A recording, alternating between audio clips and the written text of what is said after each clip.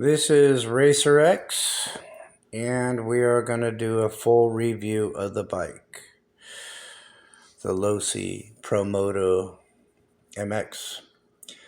I've had the bike for about 3.5 months now.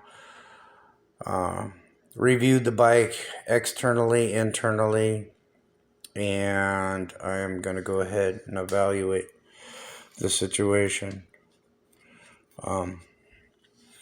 Since I've owned it and worked with it, okay, as a professional engineer, designer,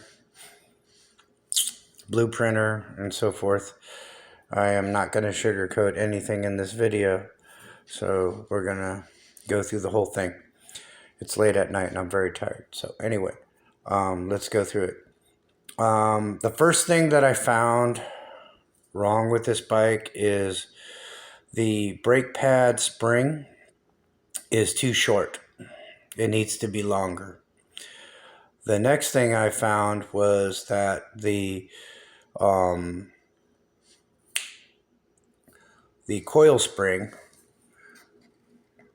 that used to be here for the brake system was way too weak, whether it be an upgraded brake system or the stock brake system, and we're talking mostly about the stock brake system. The other thing I found was that the holes in the rotor were way too small. Too much stuff getting in there and keeping you from proper braking and all that stuff. And yeah, that's not going to work. The other thing I found was that the spacing for the rotor needed 6 washers on the backside all the way around to give it a nice true spin. Okay, without any binding, whether it be a stock caliper or an upgraded caliper. But once again, we're talking about the design from Losi out of the box. Another thing I found was up in here. Okay, you will see a long carbon composite sleeve. That's definitely not a good thing. You need nylon. It's going to be a lot silkier, smoother. It's already been done by many bikes many years ago in the front fork. Okay, like Nova Far and a few others, Dean Tech and so forth, in my racing days. So that was a bad design. Cable system. As you see, I switched out the cable. The cable that was in it was kind of like a mountain bike or a BMX bike type cable. Very soft. Whenever you tighten down the grup screw for the cable next to the servo, it wanted to chew through it and fray it and destroy it. Not a good deal there either. So getting into the servo for the braking system itself, really bad design, because the servo is a brush servo instead of cordless, and cordless is much better. The spline is way too small. The servo is 97 ounces of torque, and it's just not enough. A proper servo would be 120 to 130 ounces of torque with a bigger spline, and it would have been perfect. Another thing, we'll jump from the brake system to the fender. As you can see, I have a little spacing here. I had to put some O-rings in there to space out the fender so the servo saver, whether it be stock or upgraded, would pass through properly on transition, from right to left, without any binding. Okay, which is very, very important. Whether it be a ready to run, a kit bike, whatever it is. So yeah. Anyway, getting into shock oils. 45 weight is way too hard. For the ready to run, it should be 30 weight front, 30 weight rear. It's It's just not correct on the shock weight. It's real simple. It don't cost no money to throw 30 in there instead of 45. Way too hard. I see a lot of videos. People are just bouncing everywhere, rock hard. Every time they hit, doesn't matter how high they're getting, how big their jumps are. It's just way too stiff, worldwide. Okay, on sun and winter conditions. Okay, so we're gonna get into the rollers. Okay, these are my rollers that I designed, and they're much better than the Losi. But we're not going to talk about my rollers right now because we already have another video of my rollers. It's the stock rollers. They last a long time and they actually do really well, but they're hollowed out, make a lot of noise, and they don't last very long. So that's another thing that needs to change. As far as like the rear suspension coming into this area here, they give you bushings in the stock setup when they should have put bearings. Don't cost much more to put bearings in there, and charge, another $15 for the kit, or excuse me, for the ready to run with bearings in it. It's no big deal. The other thing, right here, and your support, is very loose. It gets very loose after a while. I upgraded it to silicone in here, so it never ever comes loose, no matter how much I bash it. So they need to upgrade in here. It doesn't matter if it's silicone or O-rings, whatever. They need to upgrade in there. The other thing is in the transmission, there's no grease. Okay, there should be grease. Okay, ready to run or even a kit. It should have grease in there. Okay, so you don't destroy the teeth and the primary motor gear and the rest of the gears. It's got to have some grease in there. It came with no grease. Okay, that's not good either. We're going to move on to wheels. Okay, the spokes could have been 2 millimeters bigger to 3 millimeters bigger. This way, you don't have to run this. Plenty of meat on the spokes. Bigger spokes means better wheels. The other thing is air hole. Okay, I had to put an air hole here, which comes on most RC car rims. So you have, some airflow coming in and out, on compression. But it wasn't done on the rims. The keyway down here is a two-piece wheel. There's no air that's going to get sucked in and out on that. Since we're on wheels, the tires. This is a medium. I'll say a medium stock compound, even though this isn't the stock compound. In my first video, I explained that it's a medium front and a hard rear. These are not the stock, but I'm explaining to you that the stock is hard in the rear and medium in the front, and it needs some air holes to soften up the ride, okay, to give you more bite and other things, Another thing, the manual, terrible. It looks like something out of Toys R Us. I mean, how to drive it, how to do the inserts, stuff like that. Absolutely terrible on the manual, okay? There was no exploded view or any kind of diagram on how to put the bike together and take it apart and to service anything, or even part numbers to buy anything. So everyone's scrambling to explain how, they need these parts and you can't get them because you're not explaining it to everybody or even on the internet properly.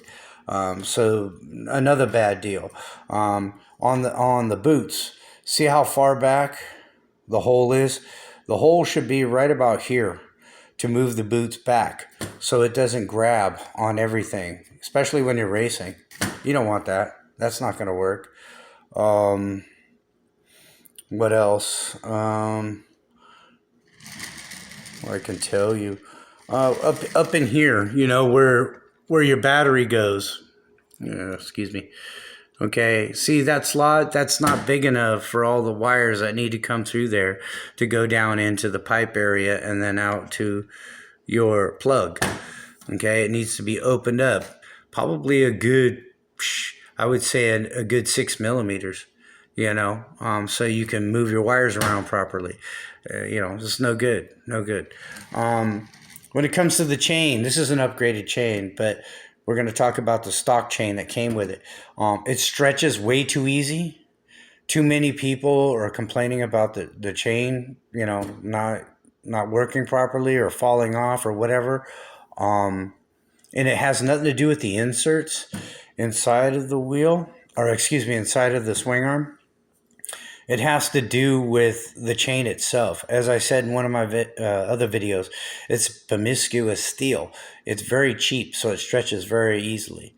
Okay, and another thing is on the stock one. Hold on, let me get you. Okay, doesn't have a master link. See the color of that link? Okay, it should have a master link. So if you need to take a link out, you break it here and then move it over, and then you got plenty of adjustment to enjoy your chain for a long time, before you have to get another one. Okay, well, that's incorrect too. Let's move on to the fender. Okay, now the fender, it's just not thick enough plastic, and it should be thicker because this is where the beadings are. Right here. I shouldn't have to put a protector on here, even though it's a nice reinforcement, to keep this from breaking off.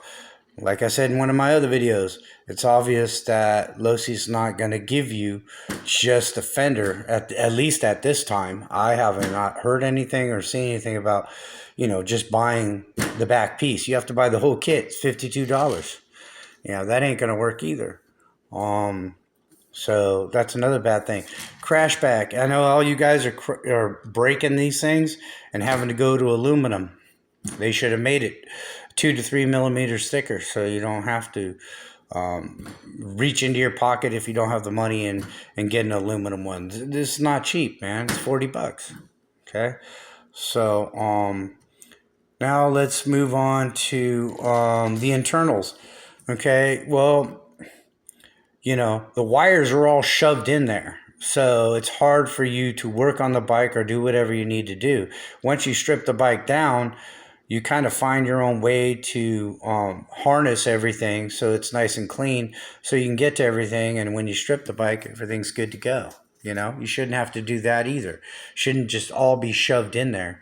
Probably some of you guys had got a bike that it just wasn't working properly or something was wrong. Well, it could be that, one of the wires or whatever was shoved in there got cut or pinched and it's not working properly. Now you're upset and you're saying, hey, I want a new bike. Well, because they shove it all in there.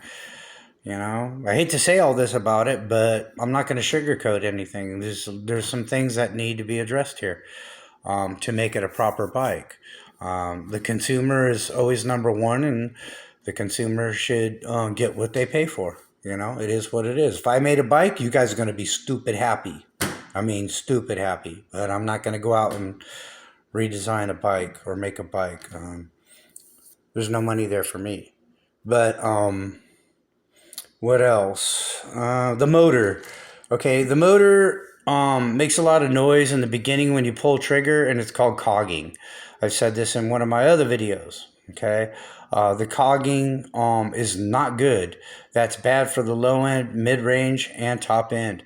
If it was a censored motor going directly to the speed control, a lot cleaner, because the transition of how the motor reads the speed control is super clean.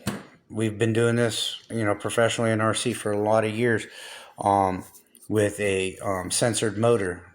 The motor that comes in it is non-censored. That's like the cheapest way you can go. Hey, Losi, charge a little bit more money for the bike because it comes with a censored motor. No problem.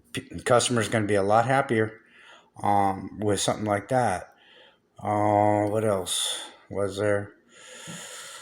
Yeah, the bike's kind of been redesigned. I kind of redesigned it. Oh yeah, the other thing, putting diff lube in the headset to get a proper dampening for the headset is totally incorrect. Okay, I've been doing this for a long time on two wheels for RC, and I can tell you right now, all you have to do is get some shims. Okay, uh, 0.1, 2, 3, 4. They're out there. You just have to go on A Main or one of the other sites, and you put the shims up underneath the headset to give you that proper dampening instead of filling it with a bunch of oil that, you know, leaks all over the place, collects dirt, and you got a mess. Okay. So, I mean, that's incorrect too.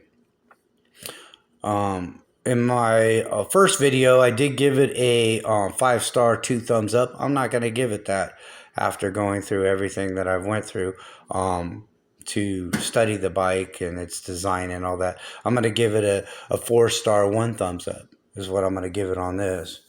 What else? It's a long video. Sorry, guys. What else got to tell you? You know, you have to lubricate in here. They put grease. I strongly suggest to put something else in there, like a 3-in-1 oil or something, because the grease is just, yeah, it's just not going to work. But yeah, I mean, the shocks are good. They did a good job on the shocks, front and rear. It's just improper shock oil, which is really easy and cheap. The fan from Spectrum makes a lot of noise after a while, and that's probably because I got some dirt in it or something. But when I first bought it, it did that. So I'm sure some of you guys have had those problems also. Oh, what else? What else? What else? I think that'll do it for now. We'll see what Losi does. They're probably going to come out with a kit bike or another ready to run. I'm thinking more of a kit bike, whether it be dirt bike or on road. We'll see what happens. But I had to use all my knowledge of 24 years of racing two-wheel professionally to get this bike to be what it is today, which is absolutely flawless. I mean, this baby's ready to rock and roll. There's no doubt about that. You know, and some of my other videos announce some of our products that I'm coming out with for you guys, you know, armor and so forth. So you guys enjoy that on eBay. Everything should be up there within a week, week and a half. It's just taking a little longer than normal because I have other dedications besides messing with RC.